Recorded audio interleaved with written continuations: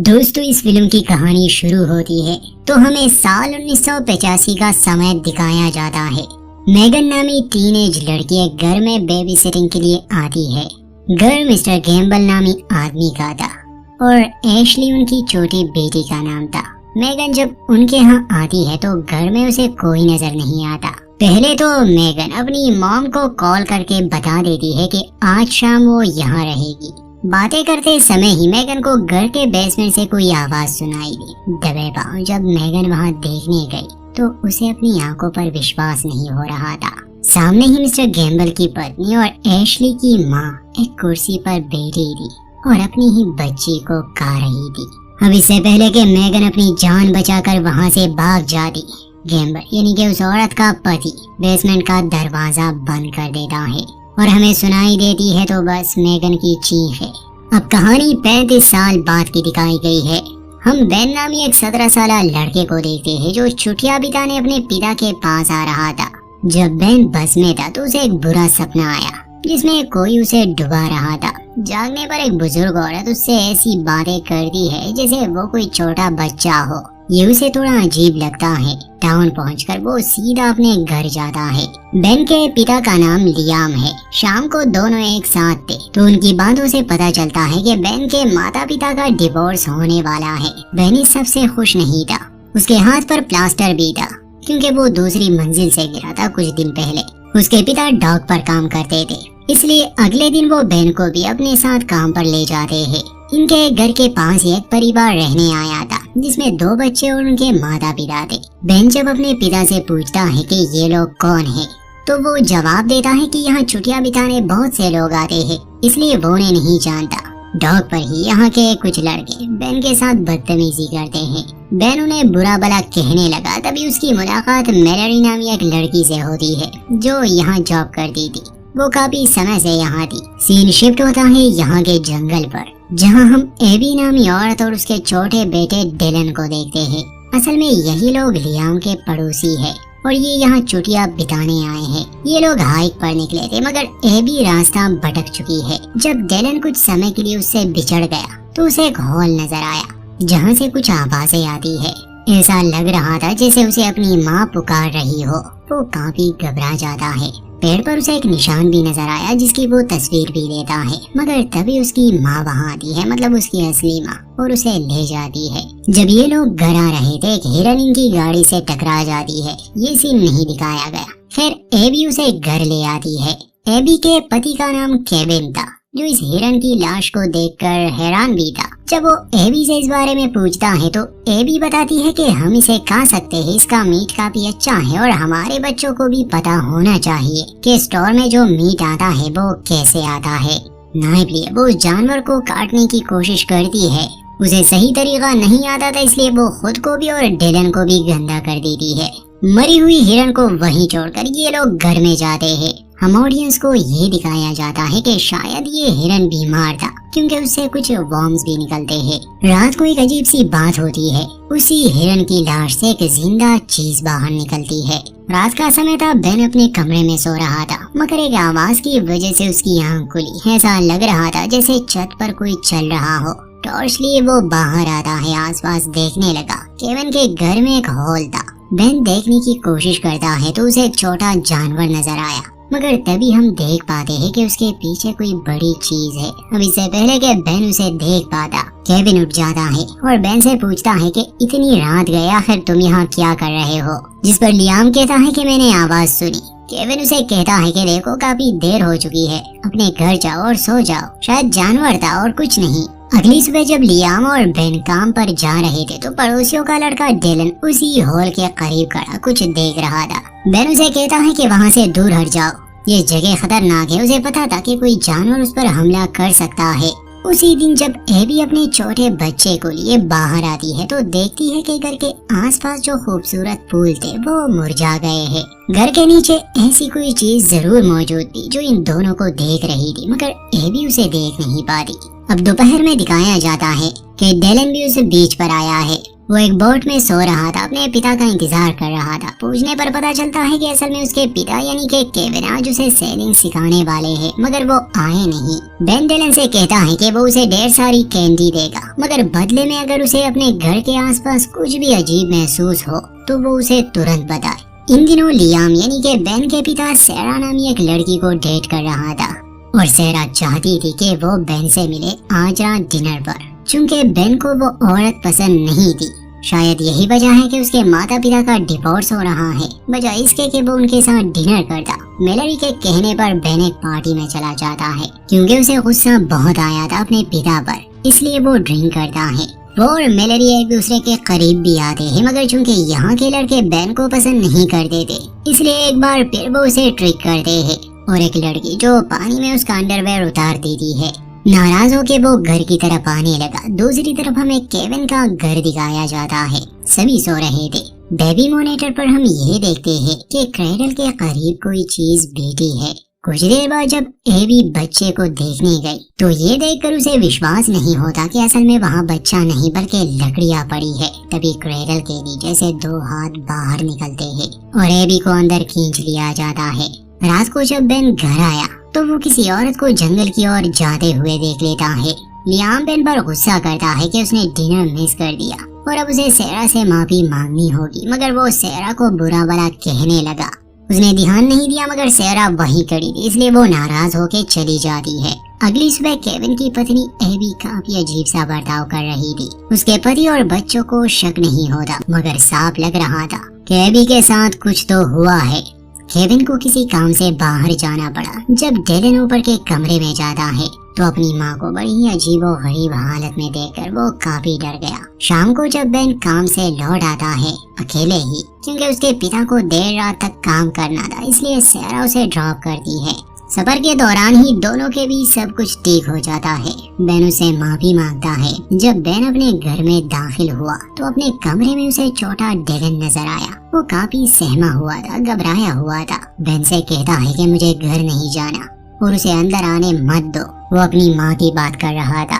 इतने में उसकी माँ एबी दरवाजे पर आती है, अपने बेटे के बारे में पूछती है। बेन समझ रहा था कि शायद एबी उसे मारती है, इसलिए वो घर जाना नहीं चाहता। बेन झूठ बोल देता है कि डेलन यहाँ नहीं है। एबी जबरदस्ती अंदर आने की कोशिश करती है। बेन उसे रोकता है और तभी एबी के पति केविन आ जाते हैं।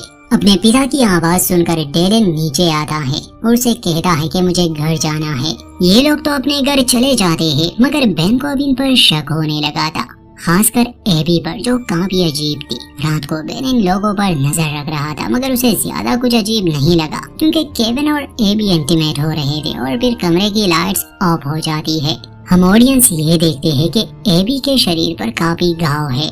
उसकी हड्डियां भी डिसलोकेट हो जाती, एक अजीब सी आवाज पैदा करती, जिसका साफ साफ मतलब यही है कि या तो वो पॉजेस हो चुकी है या वो एबी है ही नहीं। अगले दिन बीच पर बेन डेलन का इंतजार करता है ताकि बेन जान सके आखिर उनके यहाँ क्या हो रहा है, मगर उस दिन डेलन आता ही नहीं। बेन चिंतित हो जाता है। वो सीधा उनके घर गया और केविन से डेलन के बारे में पूछता है, मगर ताज्जुब की बात ये थी कि केविन किसी डेलन को नहीं जानता था, मानो जैसे उसका कोई बच्चा हो ही ना। ये सब जानकर तो बेन को काफी हैरानी होती है। अब उसे शक होने लगा कि जरूर इन लोगों ने बच्चों के साथ कुछ किया है। घर आते ही वो कंप्यूटर पर कुछ इस तरह की अजीब और गरीब न्यूज सर्च करने लगा। सभी बातों को सामने रखते हुए उसे एक डीमन की जानकारी मिल जाती है, एक दुष्ट आत्मा जो जंगल में पेड़ों के जड़ों में रहती है और कहानियों के हिसाब से वो इंसान के शरीर को किसी पोशाक की तरह इस्तेमाल करती है। इंसान तो वही नजर आता है, मगर अंदर कुछ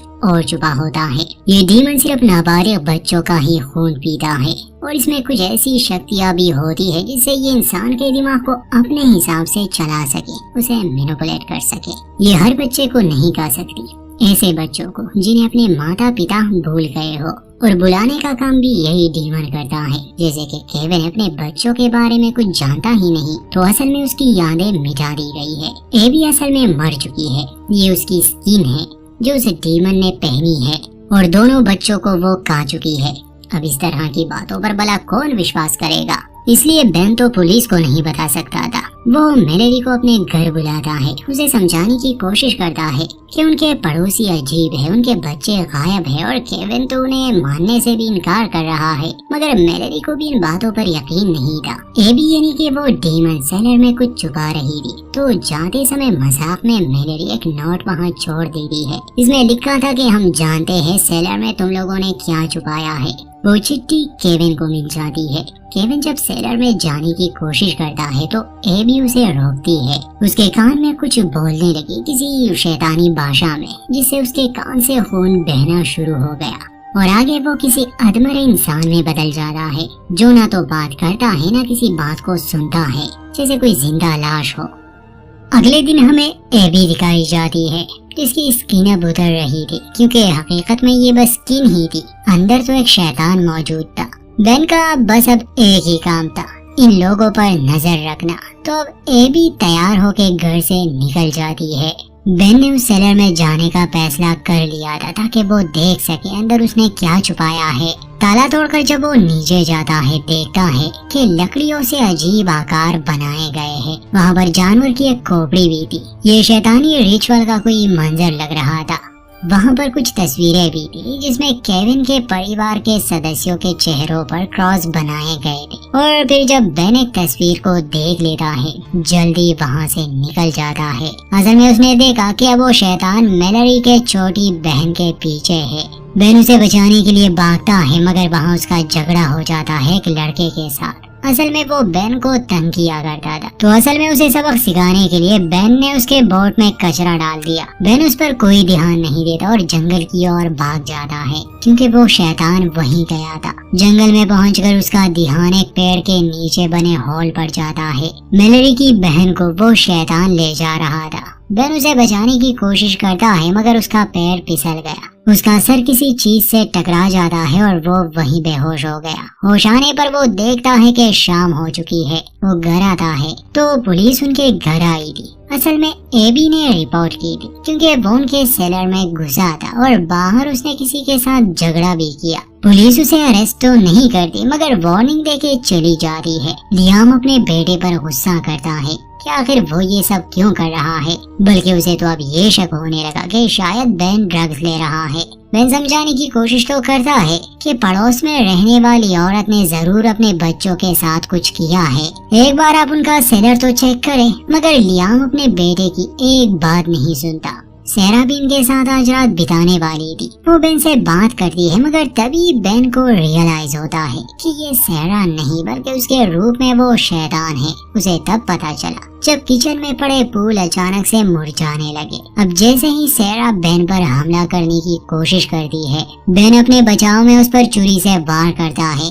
इतने में लियाम आ जाता है, मगर उसे जो नजर आया वो ये था कि बेन ने उसकी गर्लफ्रेंड पर हमला किया, उसे मारने की कोशिश की। पुलिस बुलाई जाती है। बेन अपने पिता को समझाने की कोशिश तो बहुत करता है, मगर पुलिस उसे ले जाती है। अब अजीब बात ये होती है कि पुलिस वाला उसे पुलिस स्टेशन नहीं बल्कि समंदर के किनारे ले आता है। हम देख पाते हैं कि उस पुलिस वाले के कान से भी खून बह रहा था, जिसका मतलब कि डीमन ने इसे पहले से ही मैनिपुलेट कर दिया है। बेन समझ चुका था कि वो पुलिस वाला अपने होश में नहीं था।